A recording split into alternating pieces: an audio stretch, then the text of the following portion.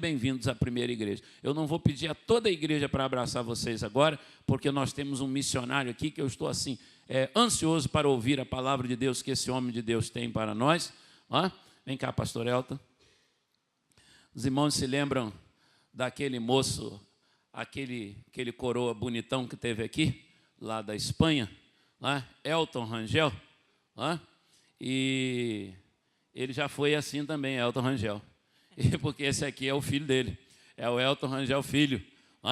Pastor Elton é uma pessoa muito querida minha, em particular, a Kellen, sua esposa, pessoa muito querida também.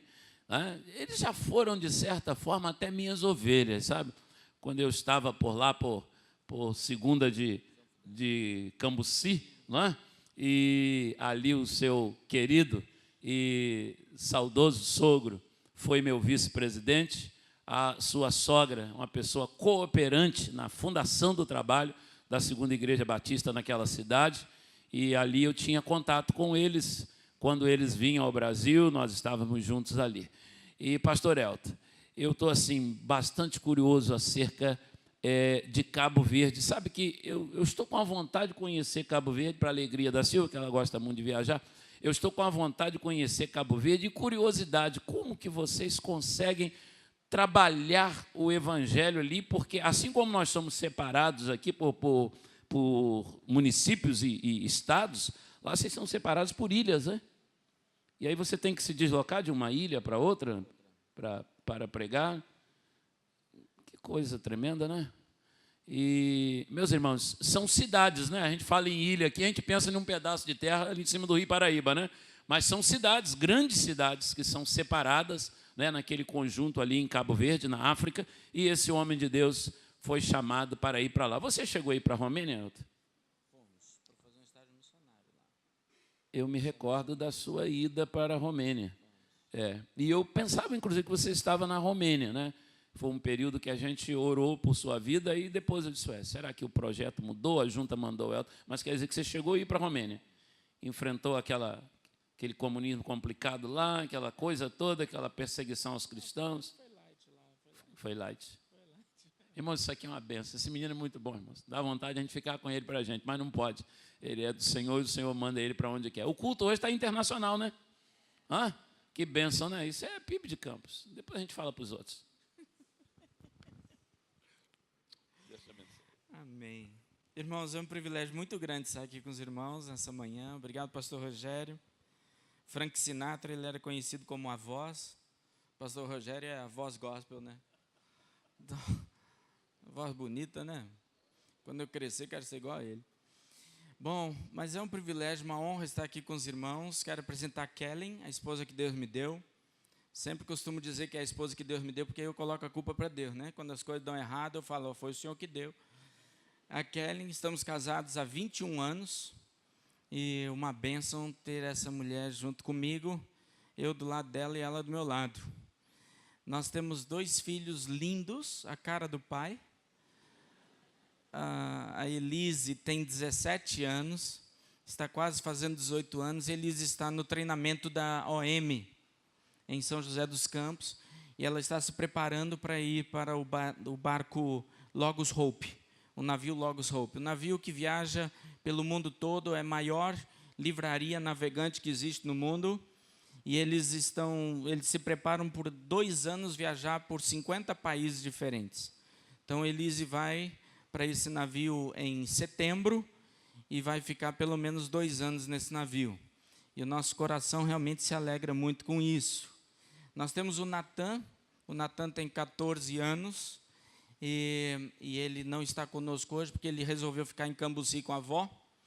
Mas o Natan tem 14 anos, já terminou o 9º ano, agora está indo para o ensino médio. Mas ele está meio que de férias, porque vamos ter que ir para Cabo Verde. Então, lá ele vai ter que começar de novo. Então, ele falou, não, pai, então eu vou ficar de férias, enquanto os meus colegas estão estudando, eu vou ficar de férias por aí. Bom, mas eu louvo a Deus pelo privilégio de ser filho de missionário. Eu sou filho de pastor, neto de pastor, irmão de pastor, primo de pastor, sobrinho de pastor, tio de pastor, sobrinho neto de pastor. Na minha família tem mais pastor do que gente. quando nós éramos crianças, lá em casa nós brincávamos de culto infantil, obviamente. Meu irmão mais velho, ele era o pastor da igreja, minha irmã era ministra de música, o meu terceiro irmão era o diácono e eu era sempre o pecador que tinha que me arrepender. Eu já me converti umas 500 vezes. Quando eu não queria me converter, aí a gente pegava a nossa cachorrinha e levantava a pata dela, porque alguém tinha que se converter no culto. Quando eu chegar no céu, eu acho que eu vou encontrar aquela cachorrinha lá. Mas tudo bem. Mas, irmãos, é um privilégio, uma honra grande servir ao Senhor. Chegamos em Cabo Verde em 2010 e servimos ao Senhor lá até julho do ano passado, quando tivemos que retornar ao Brasil, também para cuidar do meu sogro, que infelizmente veio a falecer, mas Edgar está com o Senhor Jesus e daqui a pouco a gente vai se encontrar com ele. É uma honra muito grande encontrar a Edneia aqui também. Uma das culpadas do meu casamento é ela, né? É a Edneia Santo Antônio, né? Que foi uma das que abençoou o nosso casamento, quebrou um galho para mim algumas vezes que eu queria fazer serenata às 11 horas da noite para Kellen lá no Iber, e eu dizia, Edneia, é hoje. Aí ela deixava a porta do Iber aberta para eu poder entrar, bem escondido mesmo, porque no Iber não podia entrar às 11 horas da noite. Edneia, né, burlava a lei e eu ajudava ela, né? Era assim, desse jeito. Mas obrigado, Edneia, porque se hoje estou aqui com a... Ela recebeu a recompensa também, glória a Deus. Deus ouviu a tua oração, né, Edneia? Está aí, Deus ouviu o teu clamor. Ela chorava e dizia, Jesus, olha para mim, olha para mim. Mas, irmãos, agora pela manhã, é um privilégio muito grande conhecer o pastor Richard. Obrigado, pastor, por sua presença aqui. Obrigado pelo seu amor pelo meu povo. Muito obrigado por amar o Brasil. Obrigado, pastor Honório, também, colega do meu pai de seminário. E eu falei para ele que meu pai, ele diz o seguinte, Deus, eu vou trabalhar para o Senhor só até os 100 anos. Depois dos 100 anos, aí eu vou dedicar a minha vida a mim mesmo.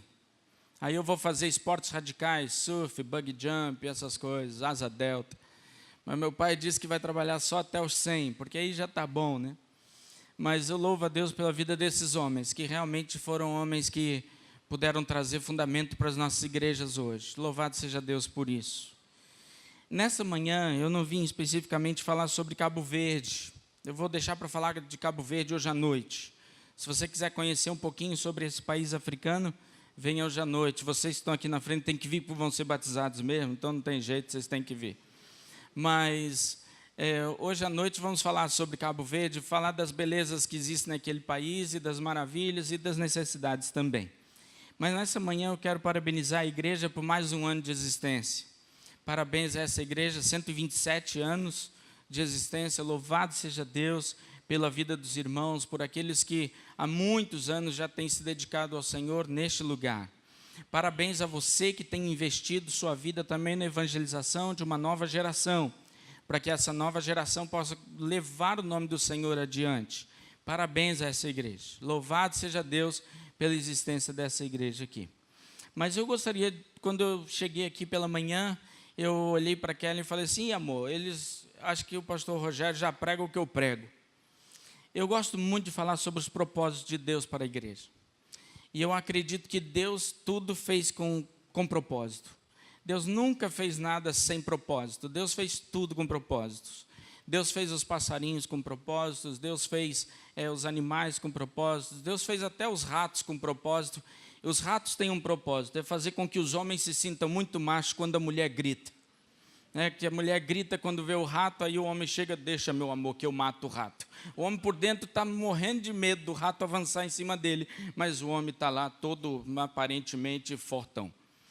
Mas tudo tem um propósito. Deus fez tudo com propósitos. Deus não nos criou sem propósito. Deus não fez você por acidente. Você não foi criado à toa. Deus, na verdade, planejou você, planejou a sua vida, planejou sua existência, planejou os seus dias, e Deus ama você. E Deus não criou você para ficar apenas sentado num banco e para você poder gerenciar esse banco, essa sua cadeira que você está sentado. Mas Deus criou você com objetivos e alvos bem definidos. E eu acredito que uma igreja tem os seus propósitos, e esses propósitos eles são compatíveis com os propósitos individuais. E nós, como povo de Deus, precisamos entender quais são os propósitos do Senhor. Certa vez um menino perguntou para o seu pai: pai, por que chove? E o pai respondeu: meu filho, eu não sei direito. Aí o filho então perguntou ao papai: por que existem nuvens? Aí o pai respondeu: meu filho, eu também não sei muito bem por que existem nuvens. E aí o filho, pela terceira vez, perguntou: papai, por que existem as estações do ano, e que tem estação que é mais quente, outra estação que é mais frio? Aí o pai respondeu: meu filho, eu não sei. Aí o filho, já sem graça, falou para o pai: pai, desculpa, pai, te fazer tanta pergunta assim. E o filho respondeu: não se preocupa não, meu filho, porque se você não perguntar, como é que você vai aprender? Muitas vezes nós até entendemos que Deus nos fez com propósitos, mas muitas vezes nós não sabemos quais são as respostas, quais são os propósitos para a nossa vida. Muitas vezes nós acabamos confundindo de que nós, como cristãos, o que nós devemos realmente ser. Irmãos, nós precisamos aprender da palavra de Deus para saber quais são os propósitos de Deus, para termos as respostas maravilhosas de Deus para as nossas vidas e fundamentarmos todo o nosso procedimento naquilo que Deus tem para nós. Deus, sem dúvida, nunca se enganou quando fez alguma coisa. Mas apesar de você não ser um acidente, Deus fez você com um propósito para existir, e você não está aqui por um acaso, mas existe um motivo de Deus para você estar aqui. Se você puder, olha para a pessoa que está do teu lado, respira fundo e diz para essa pessoa assim: eu tenho um propósito de vida. Deus me fez com um propósito. Você não está aqui à toa, mas Deus criou você com um propósito. Existem pessoas que têm como objetivo, como propósito de suas vidas serem ricos. Existem pessoas que têm o propósito de terem muitos filhos. Existem pessoas que têm propósito de serem famosas. Mas existem propósitos que, na verdade, são propósitos humanos e terrenos. Mas quais são os propósitos que Deus preparou para você? E eu fico muitas vezes pensando: será que eu estou vivendo os propósitos que Deus fez para mim, que Deus criou para mim? Mas eu não estou sozinho nesse mundo. Imagine se todos nós, como servos de Deus, cumpríssemos os propósitos de Deus para nossas vidas completamente. Com certeza, nossa terra seria diferente. Com certeza, o nosso Brasil seria outro, se todos os cristãos cumprissem fielmente os propósitos para os quais foram criados. Eu me impressiono com a estatística do IBGE, de que no Brasil nós somos 35% de evangélicos. E eu fico pensando, Jesus disse que nós somos sal da terra. Se você for cozinhar 1 quilo de arroz, por acaso você vai colocar 350 gramas de sal? Sim ou não? Se você vai fazer 1 quilo de arroz, você vai colocar 350 gramas de sal? Sim ou não? Por que não? Porque vai ficar salgado demais, insuportável. E eu fico pensando, onde é que está o sal de 35% no Brasil que não está salgando quase nada? Que diferença nós, como igreja de Jesus, estamos fazendo numa nação e que essa nação realmente não tem sido tocada pelo poder do Evangelho do Senhor. E, na verdade, ainda tem uma galera aí que se diz igreja e que acaba até ofendendo o nome de Cristo. E as práticas que nós vemos são práticas totalmente contrárias ao que a palavra de Deus diz. Bom, mas eu gostaria de convidar você a abrir a sua Bíblia, então, em Atos, capítulo 2, texto com certeza bastante conhecido dos irmãos.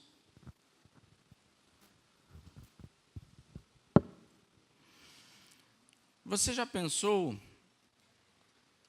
se nós levássemos a sério o que Deus quer de nós, Por exemplo, como é que Deus quer que eu trate a minha esposa?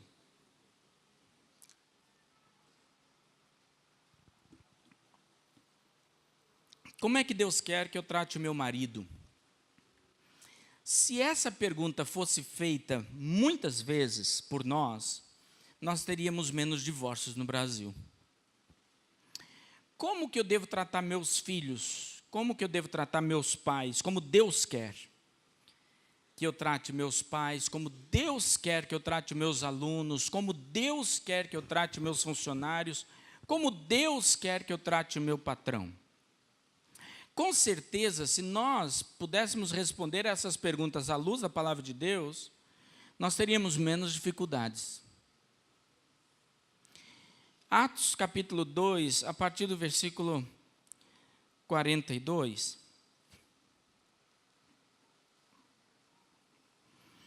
Eles se dedicavam ao ensino dos apóstolos e à comunhão, ao partir do pão e às orações. Todos estavam cheios de temor e muitas maravilhas e sinais eram feitos pelos apóstolos. Os que criam mantinham-se unidos e tinham tudo em comum, vendendo suas propriedades e bens, distribuindo a cada um conforme a sua necessidade.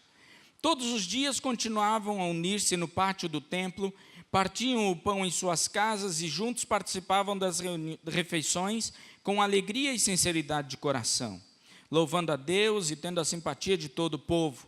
E o Senhor lhes acrescentava diariamente os que iam sendo salvos. Temos aqui a história da igreja primitiva.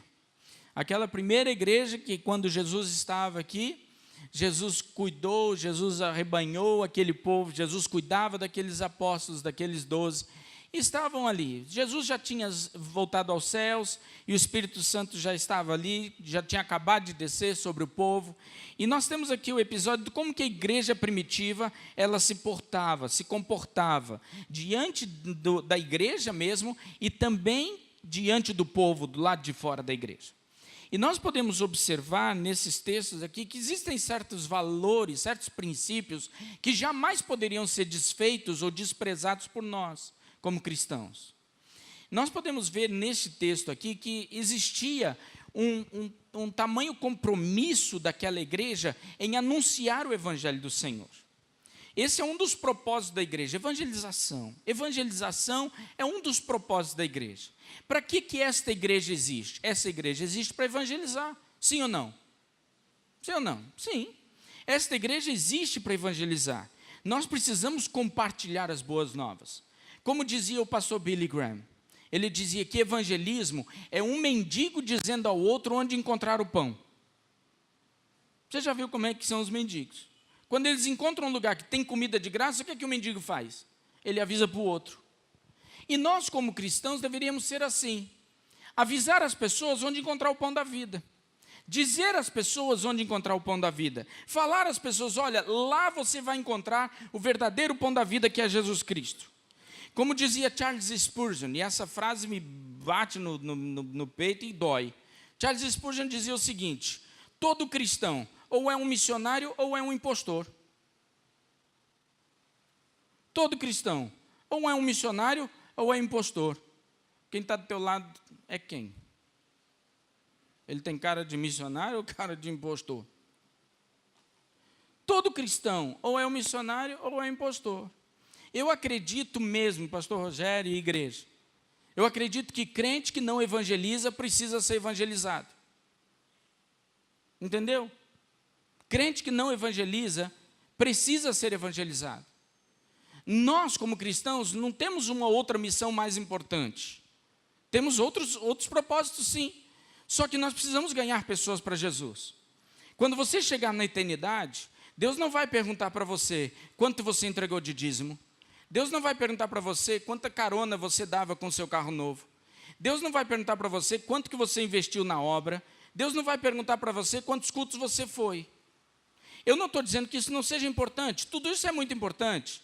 Mas Deus vai perguntar para você, quando você chegar lá, o seguinte: onde é que estão os frutos? Onde estão os frutos? Onde estão as pessoas que eu falei que você, como meu filho, tinha que ganhar e você não ganhou? Onde estão os frutos? Você vai ficar com uma cara de tacho quando você chegar lá e não levar nenhum fruto?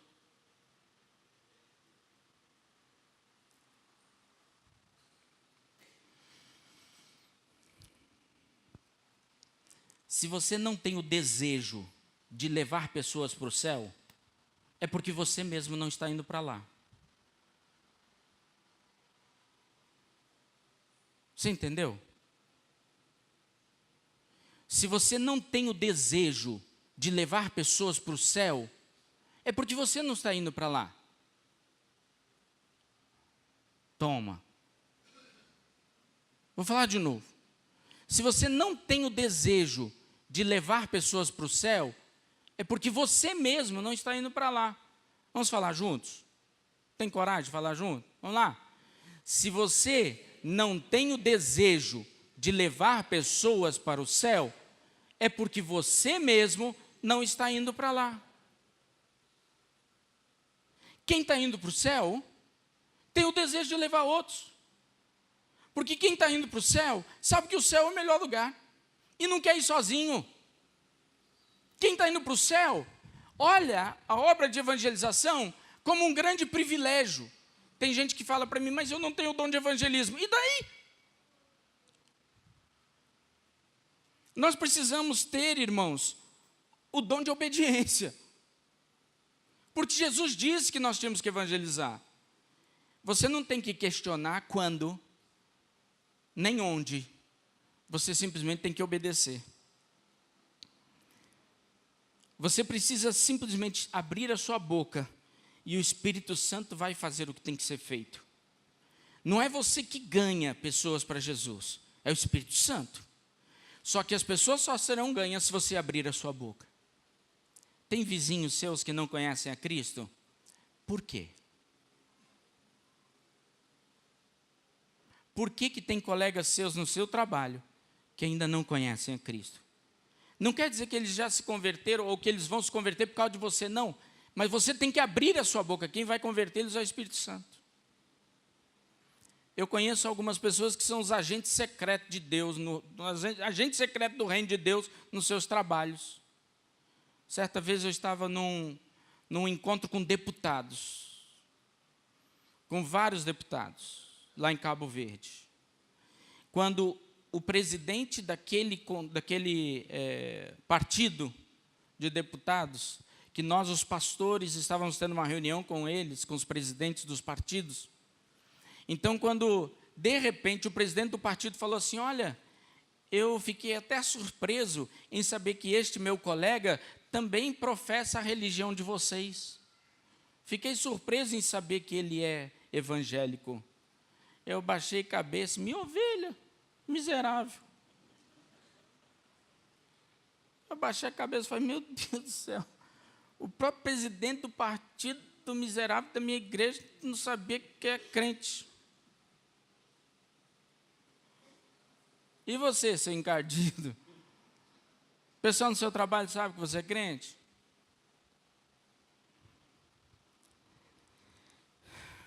Interessante, quando nós observamos a palavra de Deus, tudo obedece à voz de Deus.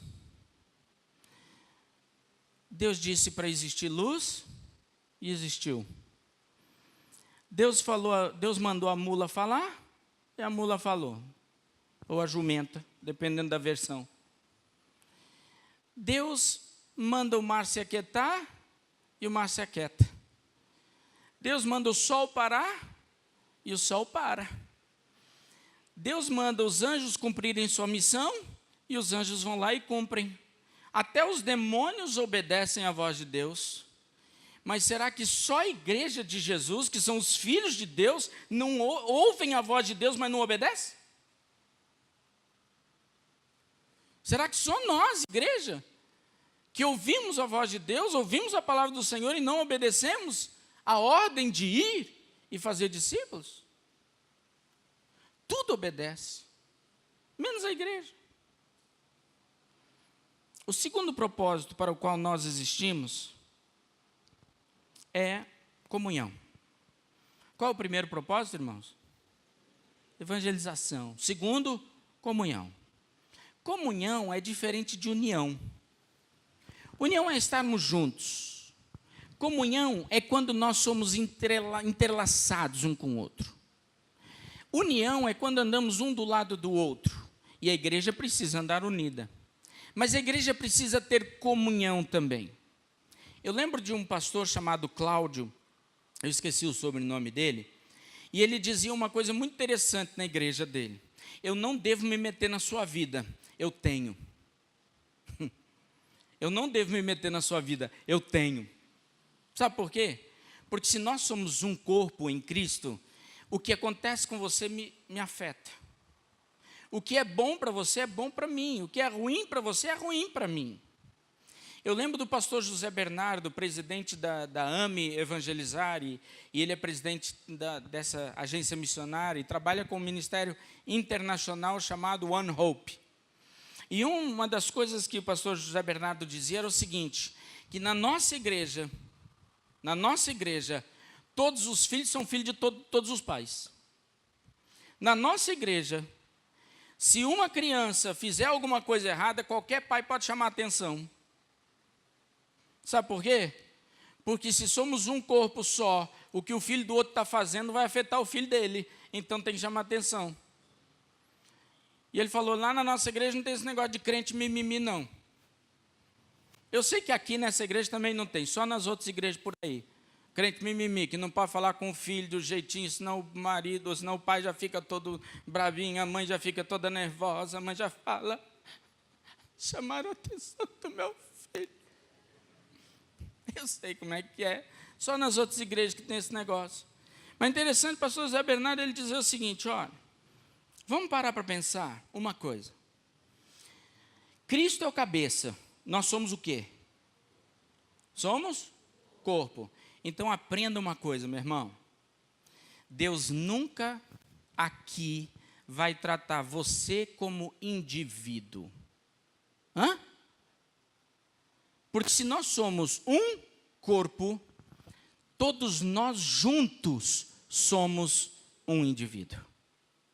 Porque todos nós somos um corpo. Quantos corpos tem aqui de Cristo? Quantos? Um. Então Deus nunca vai nos tratar como indivíduos. Deus sempre vai nos tratar todos juntos como um indivíduo. Então, nós aqui, irmãos, não somos indivíduos diante de Deus. Nós aqui somos um indivíduo, porque todos nós somos um corpo. Eu sou uma célula, você é uma célula, a irmã é uma célula, somos células. E quando uma célula está doente, o que os glóbulos brancos têm que fazer? Vão lá em cima e vão tratar daquela célula doente. É isso que tem que ser. Deus nunca vai nos tratar como indivíduos. Deus vai nos tratar como um indivíduo. Nós somos um só corpo. E se você não está bem, então o corpo precisa ajudar. É o corpo que trabalha. É por isso que não adianta você chegar e dizer assim, aquele irmãozinho está lá fraco na fé, mas eu estou forte. Desculpa, tá não. Se ele está fraco, você está fraco também. Porque se ele está fraco na fé, ele faz parte do mesmo corpo que você, é o mesmo indivíduo. Dançou, meu irmão. Ou você vai lá ajudá-lo, ou então você vai ficar fraco também. Porque nós não somos indivíduos, somos um corpo só. Um corpo em Cristo. Então, primeiro propósito da igreja qual é? Segundo, comunhão. O terceiro é o discipulado. Discipular. Nós, como igreja, precisamos discipular uns aos outros. O que é discipular, irmãos? Discípulo é o aluno que está do lado. Discípulo é aquele que busca seguir os passos do seu mestre. Nós todos precisamos ser discipulados por Jesus e nós todos precisamos ser discipulados pela palavra, porque é a palavra de Deus que nos traz vida, é a palavra de Deus que nos transforma. Se você não usa a palavra de Deus na sua vida, você está doente. Você já leu a Bíblia toda alguma vez? Se você tem 5 anos de crente, 5 anos de crente e ainda não leu a Bíblia toda, então eu vou te convidar a entregar sua vida a Jesus de novo, a se converter. Porque se você tem 5 anos de crente, se você sabe ler, mas se você ainda não leu a Bíblia toda, porque era só preciso ler um versículo por dia, encardido. Se em 5 anos você não leu a Bíblia toda, você está ruim. Mas o que faz você mudar de vida é a prática das Escrituras. Ah, não, pastor, porque tem certos versículos na Bíblia que eu não gosto. E quem disse que você tem que gostar? E quem disse? Não, esse negócio de perdoar todo mundo. E daí? Tem que perdoar. Não, amar os inimigos. Vai ter que amar. Não, mas é que a Bíblia tem hora que pega pesado. Pega. Mas posso te dizer uma coisa, sabe o que é mais pesado ainda? Quando você chegar na frente de Jesus, Jesus dizer assim, não te conheço, a parte de mim, vai para o fogo. Aí vai ser ruim.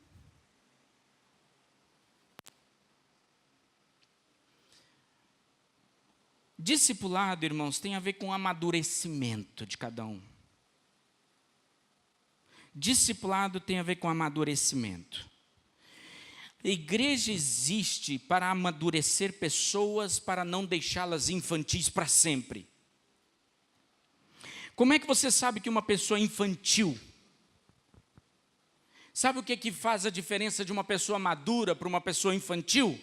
Uma coisa simples: saber tomar decisões corretas. O amadurecimento tem a ver com tomar decisões corretas. Você sabe que uma pessoa deixou de ser infantil quando ela já sabe tomar decisões. Você conhece pessoas que você diz, vai lá e faz isso. Eu não. Não, você consegue? Eu não consigo. Vai lá e pergunta para a pessoa, eu tenho vergonha. Vai lá e troca essa camisa por outra. Não sei.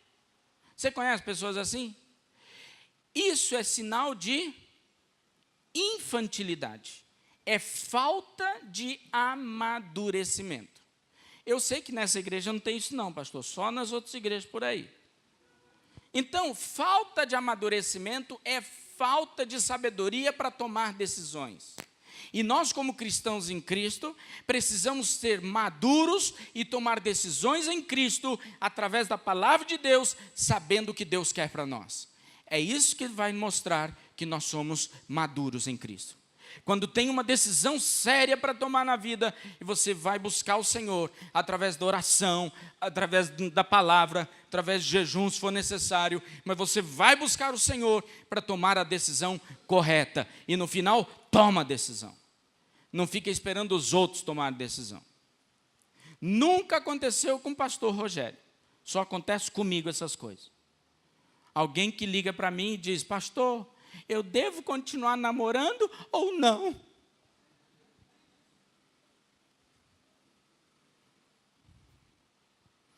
Só acontece comigo, contigo nunca aconteceu não. Acontece comigo de vez em quando, pastor, eu largo esse marido miserável ou não? Uma vez eu fui aconselhar um casal que estava com uma guerra.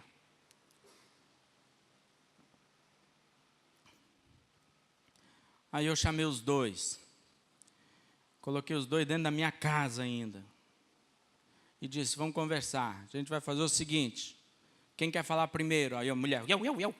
Falei, tá bom, então você vai falar primeiro. Falei para o marido, falei assim, você fica quieto, ela vai falar tudo o que quiser, faz de conta que você não está aqui. E ela começou, porque ele, pastor?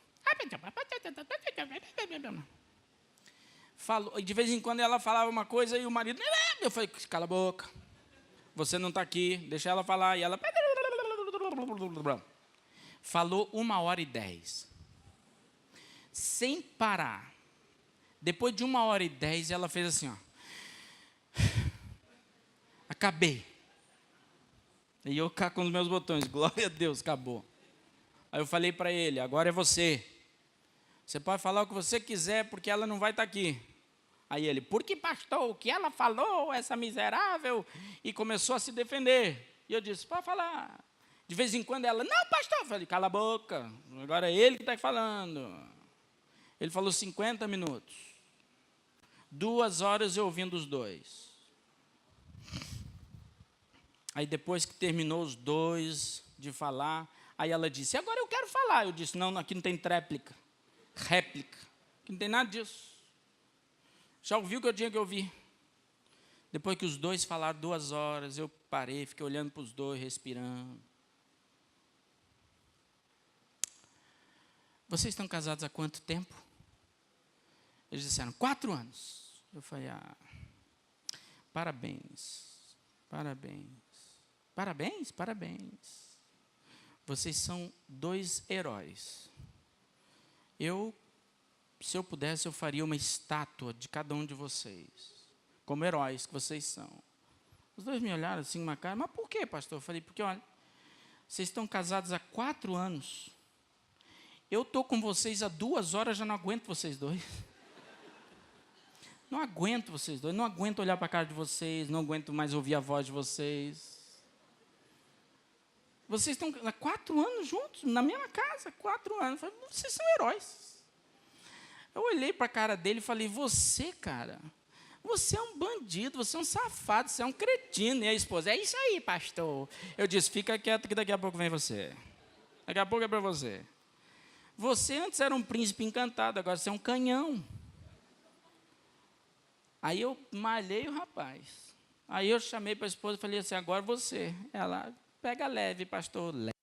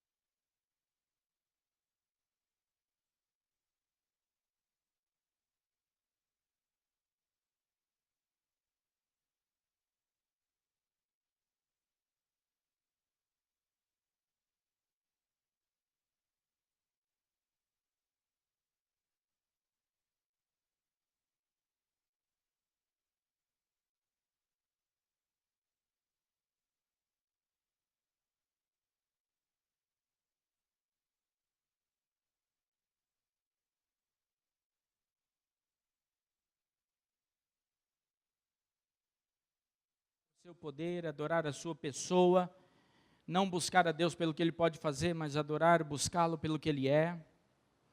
Adorar, irmãos, é um estilo de vida. Adorar não é um momento de música. Adorar não é um momento de cânticos.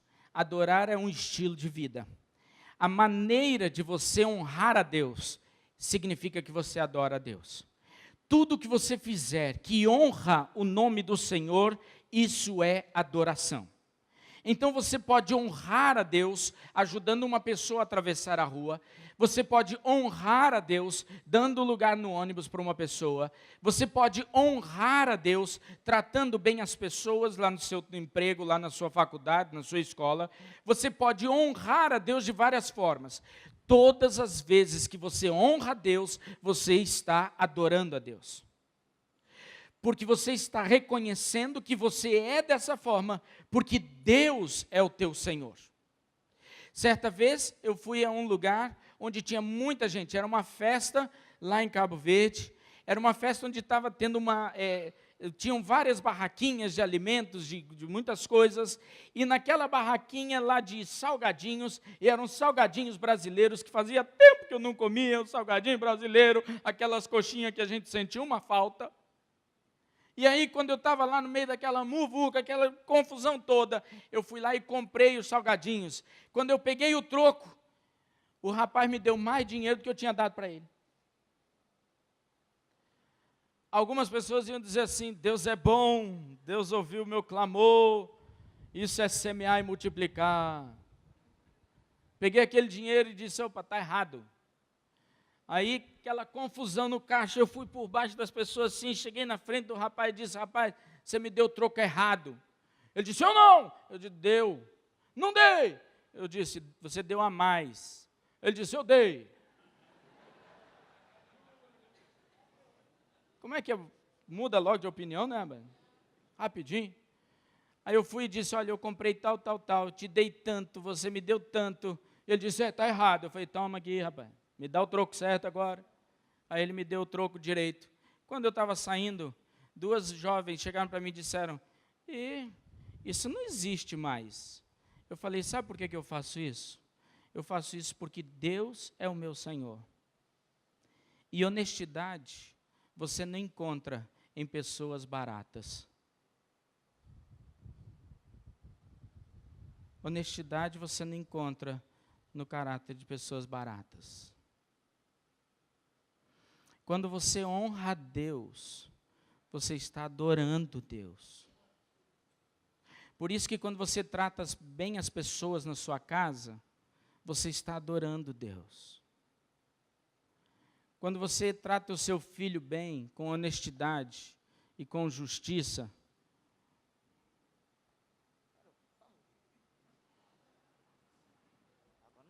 vem cá, varão, vem cá, varão, vem cá, vem cá, vem cá.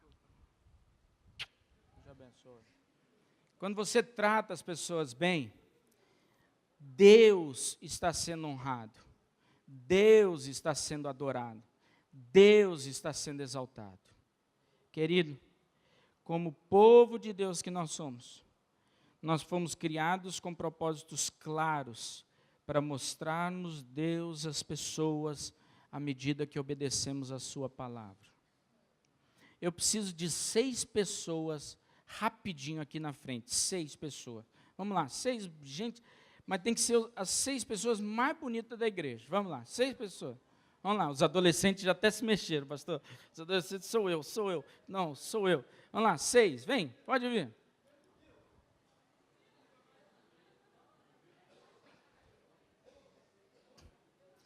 Pode ficar aqui embaixo. Pode ficar aqui embaixo. Vamos lá. Gente, esses são os mais bonitos da igreja? Ô, glória. Vamos lá. Eu quero pedir a vocês o seguinte, olha. Cada um de vocês representa um ministério na igreja. Tá bom? Cada um de vocês representa um ministério. Então, por exemplo, o Ministério da Palavra, o Ministério de Música, o Ministério de Crianças, o Ministério de Ação Social, tá bom? Cada um de vocês representa. Que ministério você representa? Fala aí. Ação Social. Terceira idade, tá bom? Infantil. Evangelismo. Comunicação. Música. Música também. Aí já ficou, pessoal, hein? Então tá, eu vou pedir para vocês então, se vocês são uma igreja, nós precisamos andar unidos. Eu vou pedir para vocês darem as mãos e fazer um círculo. Vai, dá as mãos, faz um círculo, tem que fazer um círculo. Um círculo redondo. É que tem hora que o pessoal faz um círculo quadrado, né? Então pronto, olha só. Cada um deles está representando um ministério da igreja. Mas vocês repararam uma coisa interessante? Eu falei para eles, deem as mãos e façam um círculo. Não foi isso que eu falei? Mas vocês já repararam que essa igreja aqui, ela é muito egoísta, porque ela olha só para ela, já viu? Já viu que elas só olham para dentro dela? Elas estão olhando para fora? Não. Agora tem um detalhe. Vocês, como igreja, têm que olhar para fora. Vocês têm que, como igreja, nós temos que buscar as pessoas lá fora. Como igreja, nós temos que ser pessoas que estejam olhando para os perdidos, para salvar os perdidos. Nós temos que andar juntos. Então, vocês estão juntos, vocês estão unidos. Não pode soltar a mão, tá bom? Não pode soltar a mão. Eu vou pedir para vocês olharem para fora, sem soltar as mãos. Olhem para fora, porque vocês têm que alcançar as pessoas de fora. Vai? Vamos? O negócio não fica complicado assim? Fica ou não fica complicado? Com Jesus fica fácil? Mas se você, irmã, ficar se torcendo muito, irmã, olha para mim, vira para mim. Vira para mim, irmã. Não solta não, vira para mim, olha para mim, irmã. Não, vira para mim, vira. Isso, olha, fica gostoso assim, não fica? Fica, uma delícia. O problema, olha de novo, eu falei para eles o seguinte, virem para fora. E cada um deles fez o quê? Individualmente foram para fora. Foi ou não foi? Isso significa que eles não trabalham juntos. Significa que união aqui, eles são unidos, mas não têm o mesmo propósito de trabalhar juntos, ajudando um ao outro. Como é que eles têm que virar para fora para alcançar as pessoas perdidas de fora? Levanta a sua mão lá, só levanta. Vai lá, vai. Não. Vai para lá, vai. Não, não, não, não, solta não, solta não. Solta não, vai, vai. Pode ir, vai, vai, vai, vai, vai, vai. Vamos, vamos, vamos. Pronto. O que aconteceu? Merece até uma salva de palmas, né? Obrigado, gente. Pode sentar. Obrigado. Opa, parabéns. O aniversário hoje. Sabe que o pastor foi fundador dessa igreja, não é, pastor Rogério? Bom, irmãos, o meu desejo é que nós, como igreja, possamos andar juntos, olhando para fora, mas também cuidando uns dos outros, e não deixando ninguém se machucar, porque nós não somos indivíduos, nós somos um indivíduo, somos um corpo em Cristo Jesus. Que Deus abençoe vocês muito. Pastor, obrigado. Se vocês tiverem coragem de voltar hoje à noite para ouvir falar sobre a África, podem vir, porque aí a Kellen tem alguma coisa para falar melhor do que eu.